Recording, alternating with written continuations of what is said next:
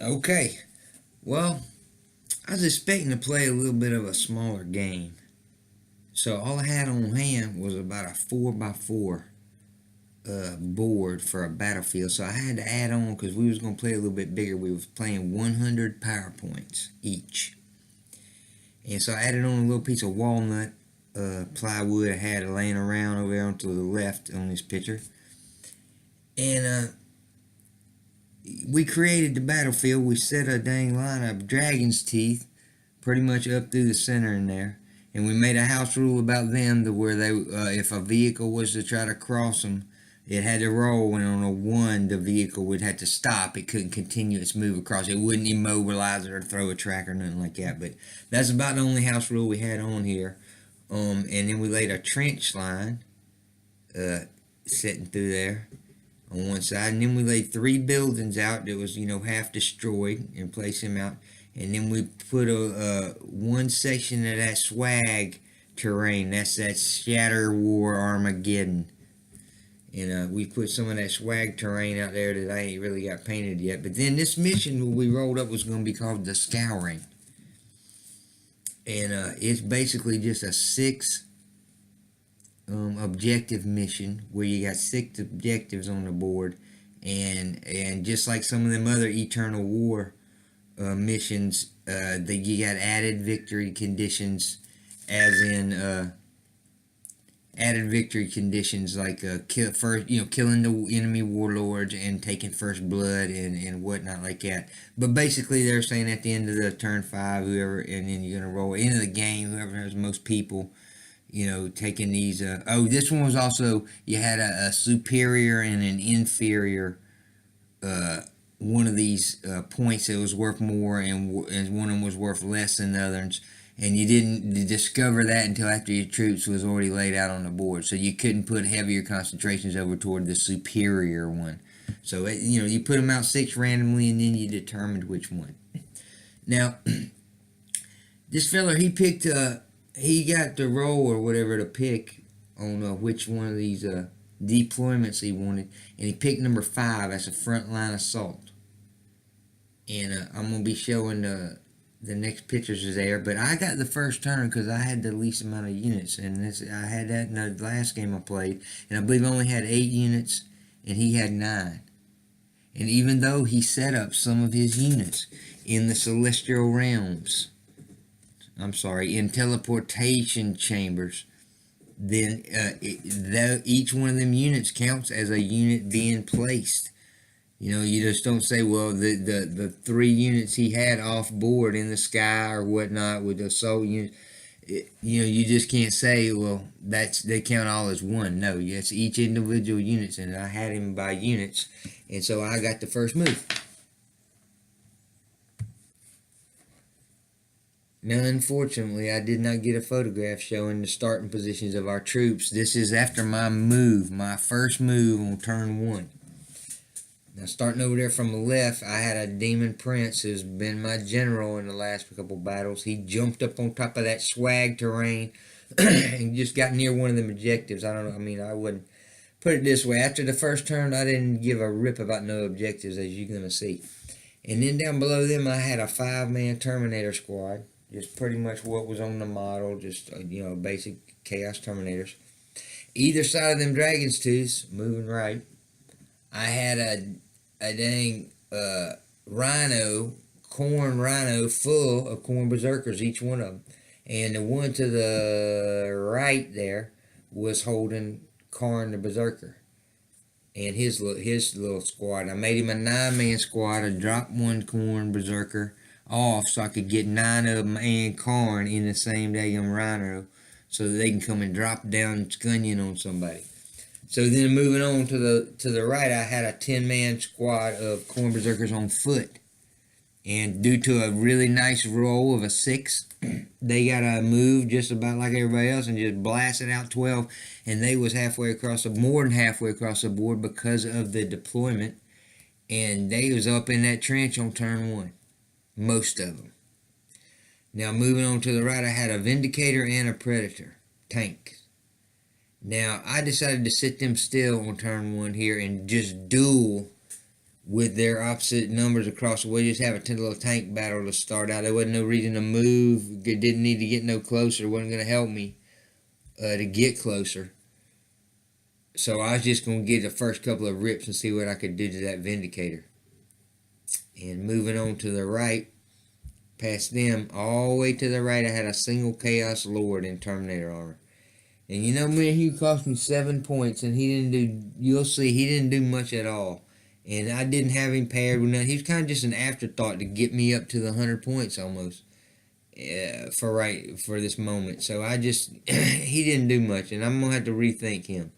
So that was my force. And now coming back over here, coming from left to right again, all he had over there on start, he didn't have nothing. We're looking from my perspective, he didn't have nothing to the left of them dragon's teeth. Everything he had was either up in the sky or waiting to teleport down, or he started in that building there. He put a daggum, a tactical squad up in that ruined gray building, and he set a laser cannon feller out on the balcony, which you will find out his deal later. And then coming in from there, he had a Vindicator, another tactical squad, a Rhino full of fellers. He had a Land Raider full of fellers. And then he had another tactical squad. Now over in reserve, he had a Terminator squad that was basically a hand-to-hand with a bunch of daggum Thunderhammers. And he had a assault squad of about, I believe he had a 5-man assault squad hanging in the sky. So this is my move on turn 1. Now, this one here shows the end of his turn 1, the end of the Celestial Lines turn 1 shooting phase. Now working from the left to the right, as you can see, looking at the daggum, he's done dropped his Terminator squad and a Librarian in Terminator armor. I forgot about him. Then dropped him in my rear, right at the back of them dragon teeth, right in the rear of my tanks. And you look at his Vindicator, it looks like it took, it's got 5 damage left on it. So it took a shot from either my laser cannons or my cannon on the Vindicator, but I can't remember which one actually did the damage to him. But I took a return shot of only 1 off of that Vindicator of mine. So I'm gonna hit him for 6, I reckon, I'm sure. But so I'm sitting on 10 right there. And it looks like he shot up about half a squad of Corn Berserkers that was over in that hole in that trench. Believe he done that with that Land Raider, and it moved up. He brought down his assault squad as well from the heavens, and they, of course, made their roll. And I believe he used one of his command point to make a reroll to get this charge in. And right there in the center of the board, his assault squad came in there and met my Corn Berserkers in hand to hand. And that's about all he done, man. He moved up his Rhino right behind his Land Raider. He let that one tactical squad sit all the way there in the back. And that's about all he got done on turn 1. Okay, this is the World Eater's shooting phase of turn 2. And you see what's going on. He's removing models from the board. And I believe that was from a pistol shot up in there from the Corn Berserkers. It's just chewing that assault squad to pieces. And I done moved up my Vindicator a little bit closer. And I was really just trying to deny terrain at this point. Deny area to hit and get out of the way of them dang because I knew a charge was going to be coming on me by all those guys with them Thunderhammers from the Terminator, so I knew I had to move him up at least. And I wanted to really put some kind of damage on the Land Raider now that it done poked its head up there. So I set my Predator still to take shots. And as you can see, I moved up over there on the left. I done jumped that Demon Prince off of that top. And my Terminators have kind of swung around from the swag terrain, and the Rhinos have moved up in a position to where now even my corn rhino right there in the middle of the board, he can fire a melter guns and such right up into that Land Raider, and the other one can engage with a Havoc and all that on that gray building. And so that's what I done, and put a pretty good whipping on him, but I didn't remove anything but a handful of models. Nothing big. Now here's a little bit closer up view of what was going on during that hand-to-hand combat right there in the middle of the board, the earliest one with my Corn Berserkers against the Celestial Lions assault squad that I just consumed. And just a little bit closer view of what was going on there.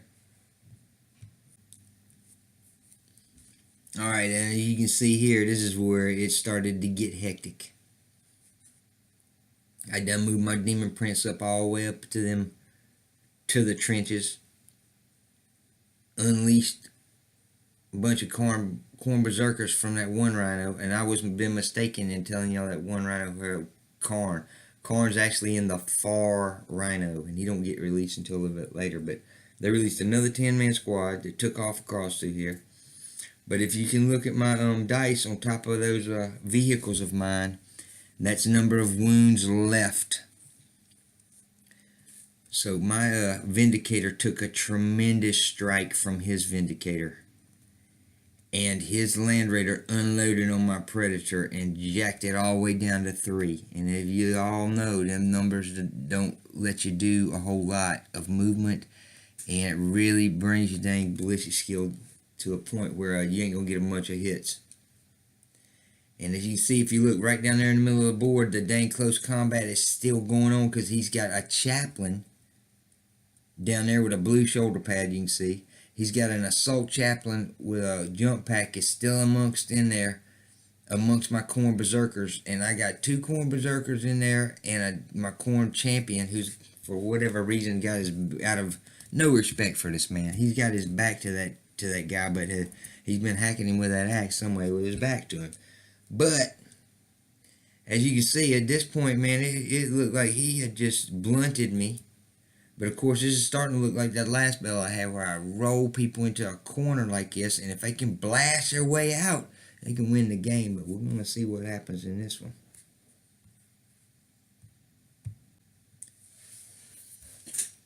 Alright, well, some people might call this a desperation move, but them 2 dang vehicles was really hurt. And they was staring down not only the firepower of his vehicles, they was staring down a bunch of melters and multi-melters, which that's what he had equipped most of his tactical type squads, and he had split them too into them 5-man squads as well. So what I done is I just turned, this picture don't show it, but my Vindicator's final shot hit his Vindicator and took it out, took it all the way down to nothing, blew it. Did not explode it, but took it out. And then the Vindicator made just a little bit of a echelon right and hit the hammer down and slammed straight into that dang assault squad and ran one man over. Killed him. And then that Predator, he slammed into the other squad that was right next to them and didn't kill nobody, but they got them hung up. And by the letters of the rules, if I'm still fighting in hand-to-hand combat, they can't fire weapons at my vehicle. Now I need to look further into it and see if there's got some kind of rules where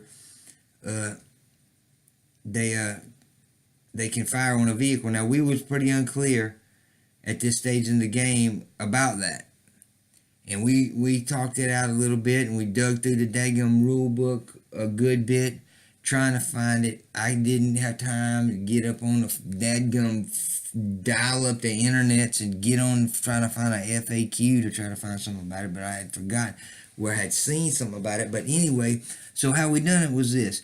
His fella up on the balcony, of course, wanted to take a shot down there onto that vehicle that was in hand-to-hand with them men, and of course we just, we had a roll, and on a 4, 5, 6 he was able to do it, and he did. And so he took a shot. Now he may have been the man that killed this thing, but I'm going to get back to that in just a second.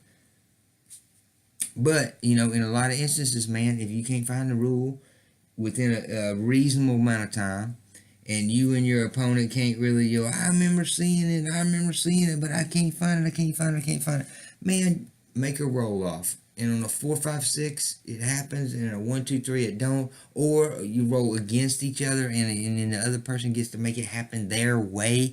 However, but you got to get on with the game, man. And nobody was hurt either kind of way, whether we was wrong about this rule or right. We just got on right on with the game. And here's a little bit of a close-up shot of them dang tanks rolling into them infantry, rolling into them dang tactical squads that he had sitting there. And I'm gonna tell you, I had a mine plow on a tank of mine one time over there in Kuwait, you know. But man, it's it can be mine plows, and that's what it looks like on the front of these daggum things, plows like that. And anyway, that's just a little close-up of what was happening there, and it's starting to look bad for the Celestial Lines. Now, we ain't never been talking about what was happening on the far extreme right of the board. And during all that time, while all this commotion was going on, that Chaos Lord and Terminator Armor mine was moving up. But he just got about as far as the front of that woods before he got jumped by some kind of dang tactical squad he had. And his sergeant's power fist ended up putting a lick on this Chaos Lord. And I don't know if you looked at the rules on the Chaos Lord, but he ain't nothing to write home about. You know, he's got a dang power sword and a dang combi bolter. And you can upgrade a little bit, but you know, this here is a dang heritage miniature from 1990 or so, man. This is the first Chaos Lord there ever dadgum was in a Terminator armor. So I'm not gonna modify and convert this model. So this model is gonna have a limited use from me because he just couldn't see it. Because up in there in the upper left hand corner, as you can see, his general is approaching me with another power fist, and it's gonna get nasty real quick for him over there. Now, the Celestial Alliance has took all this time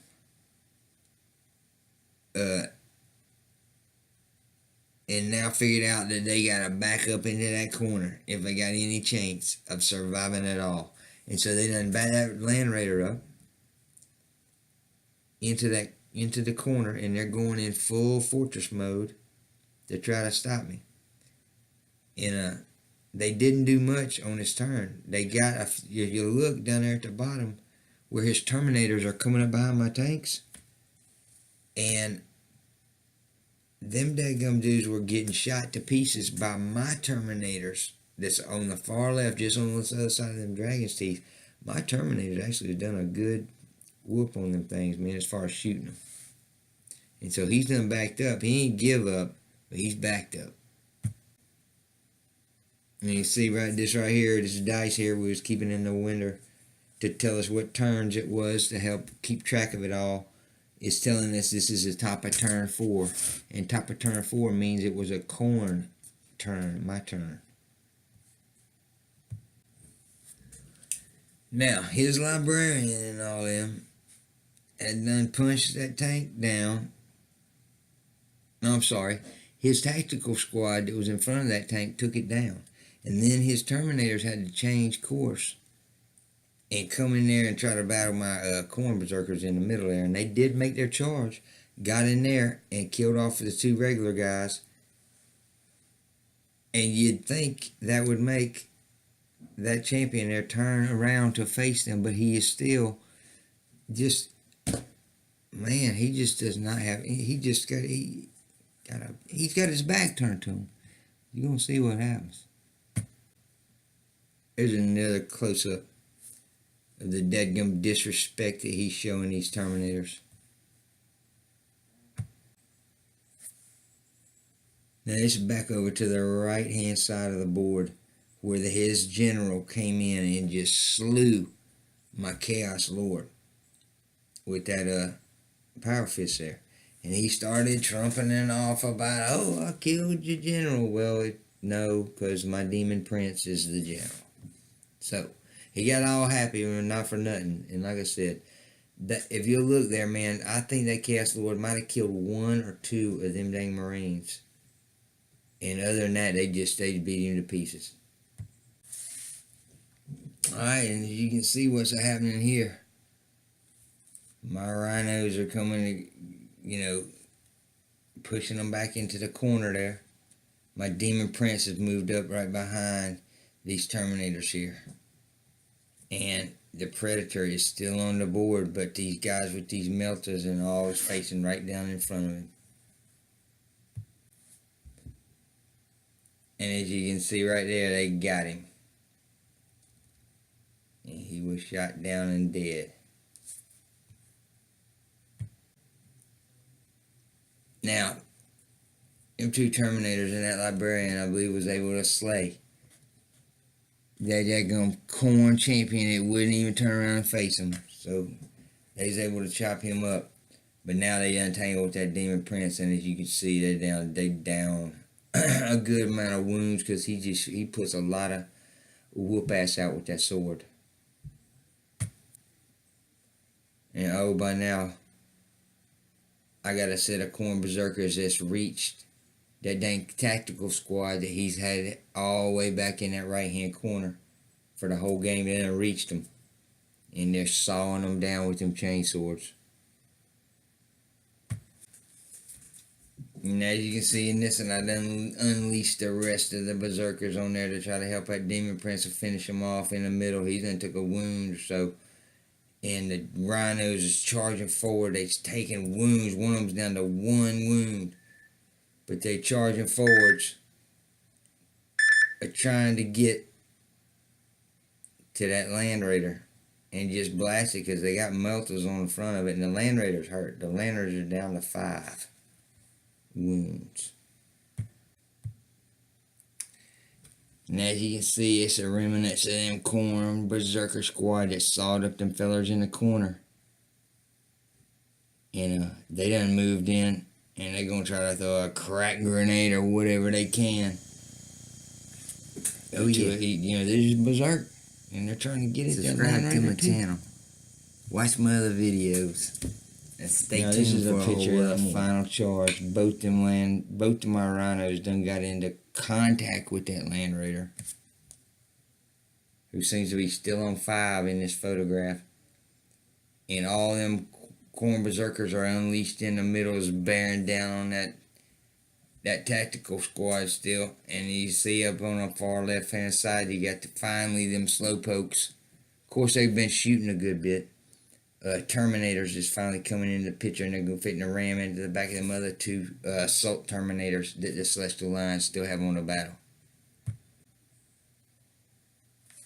And here's another picture from the corner, looking how crazy it got as the forces that run as power as the corn was unleashed and pushed the Celestial Lions back into that corner there, and it was only a matter of time. And so, by the end of turn 5, this is what the kill count looked like over on the corn side. I done lost both of my tanks, a Vindicator and a Predator, and the better part of 2 squads of corn berserkers, and that's about it.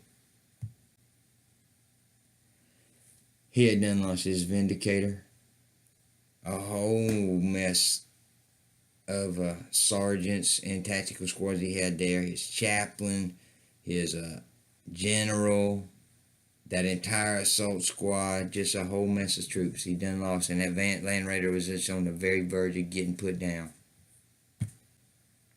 And so, the Celestial Lions conceded the match at the end of turn 5, and it was midnight anyway, though. I don't blame him, but we'll take it. But the man of the match is this fella here. The rest of his squad was wiped out. And he sat there on that balcony and kept plugging and plugging with that laser cannon. Now, I will grant you, there was so much stuff going on around that wasn't nobody paying too much attention to one fella on a balcony with a laser cannon when there was tanks running amok and berserkers and people with multi-meltas just everywhere, whole squads of them. And so that one guy, man, he was just left to just shoot and snipe from the balcony, and he did actually account for a lot of daggum damage from up there. So he was a man of the match, but the world eaters were victorious. Alrighty then. Them Celestial Lions took a little bit of a whooping, but I reckon they're gonna be back in a couple of weeks. I'll be looking to see them again. Now, this is the first time I got to play most of my corn force, and I'm real happy about how the new 40K is playing. I'm gonna tell you that, especially since I won. So I'm especially happy. But I'm happy with the games I've been having. I got another tomorrow down there at that daggum Meeple Madness. It's at 80 points, and I think it's a rematch against that daggum Death Watch. I'm gonna be ready for him this time. I promise you.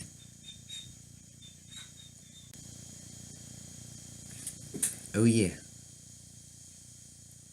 Subscribe to my channel. Watch my other videos. And stay tuned for a whole lot more.